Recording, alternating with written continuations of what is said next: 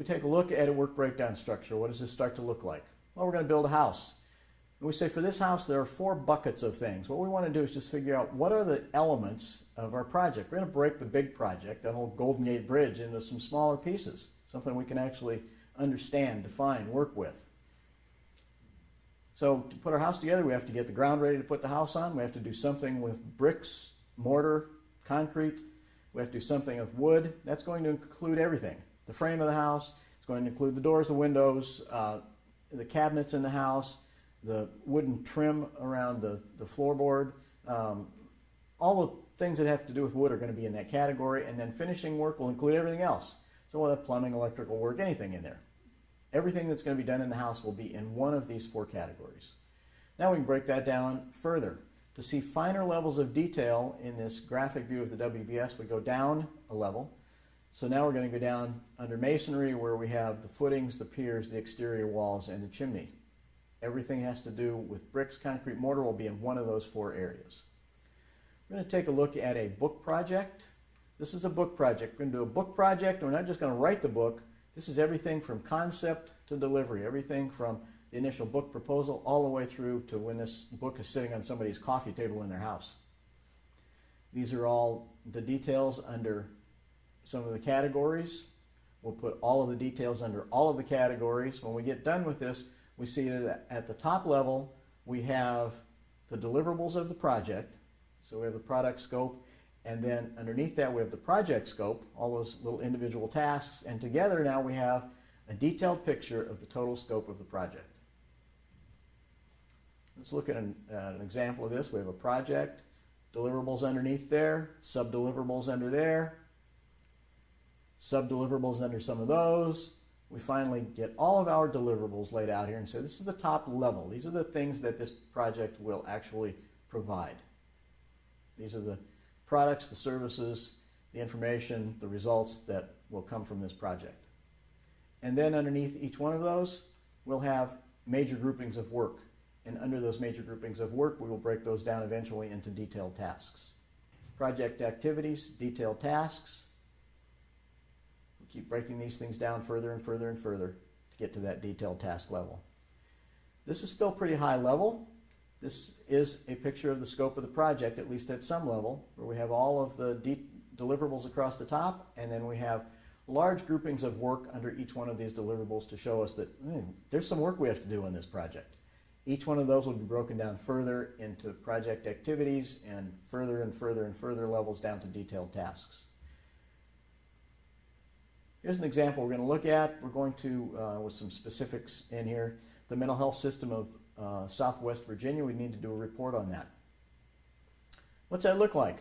We have to do some kind of an analysis of current institutional care, current community-based care. We have to do a budgetary analysis, and we have to finally do a report on this thing. You'll notice that there's some numbering on here. As we go down different levels, we start to see that these numbers get longer. So if we look at element number 3, underneath there it has 2 elements, 1 and 2. So if we look at 3.1, 3.2, it means that if we go up higher on the WBS, we look at element number 3, and these are the 2 elements underneath that. If we look at 3.1.1, 3.1.2, it means that under element 3, way up there in the WBS someplace, underneath there, there's 3.1, and underneath that, now we have 2 elements underneath that. So this is how the numbering system works on a WBS. Here are all the deliverables for examining the current state of mental health in Southwest Virginia and coming up with a budgetary analysis of how money should be spent for those 2 areas. And then we'll start to put some details underneath some of these things, some detailed tasks underneath these things, some actual work packages that will be broken down into further details. So here we have a pretty high level still of what this project is going to look like. There's a lot of work that's going to be involved here. A lot of people are going to have to do a lot of work to get this thing done. There are 2 other ways to put a WBS together. One is at the top level instead of deliverables. At the top level we put groups of activities. A lot of times a project team thinks more in what's the work we have to do. And then sometimes we can put this together as a phase-based WBS too. What's the first phase, second phase, third phase we have to do. So here's one that's an activity-based WBS.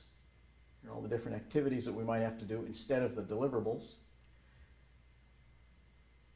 Here's more activities under this one. What happened to the deliverables? They're still there, but if you use an activity-based WBS or phase-based, it's a good idea to keep your list of deliverables out and keep them clear, because they're still in here, they're just not easy to find. Phase-based WBS. A lot of times you see one that looks like this: design, test, build, implement. Here's one from one organization that provides products to other companies. And they say, well, first thing we have to do, is anybody even going to buy these things? So that's the business analysis. Then they say, yeah, this looks like it's something somebody will buy. So now they have a commitment to do this. Then they develop this thing, they get it ready for release, and then it's finally they start selling this thing, the commercialization of it. And then they'll have some other details underneath there. Levels 1 and 2. More detail underneath there. And here we're getting very detailed. So again, this just want to show you that we start at the top level, big pieces, break this down further and further and further into finer levels of detail as we move forward. How detailed are we going to get? Stop at whatever level you think is enough so that you can assign this task to a person or a group, and they can go do this. A rough guideline is 4 to 40 hours. Nothing shorter than 4 hours, nothing longer than 40 hours. This is only a guideline. If we look at DuPont, for example, if they build major production facilities, you're going to very rarely see anything on their WBS that's less than an 80-hour task. If you look at Duke Power in North Carolina, when they go in to refurbish the substation, they have to get in there, get that thing done rapidly. They have a lot of their tasks broken down into 15-minute increments. So do whatever works well for your organization. We also can start to take a look at the detailed costs of the human resource part of the project. This is our first opportunity to see what's involved with the human resource part of the project and the costs for that. We can also use this information later on when we start to track the project, track and control the project.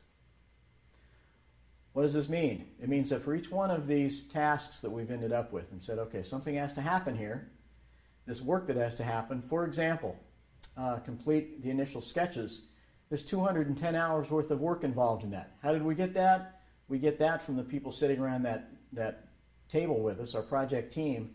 We have the experts on this project sitting around that table. They're going to give us those numbers.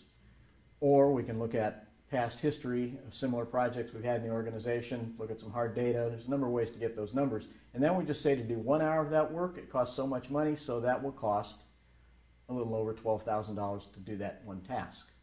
So this is the first place we can get a detailed estimate on the human resource costs of the project. There's a chart view and an outline view. This is the chart view. This is the outline view. Any of you who use software, Microsoft Project or any similar kinds of software, Primavera, any of the clones of any of those softwares, it's going to start to look like this. Here, to see finer levels of detail, we go down a level, and here, to see finer levels of detail, we indent. Either one is fine. You don't have to do both. This seems to be a good planning tool and communicating tool. This is probably a good view when we're actually monitoring and controlling the project, when the project is underway during execution.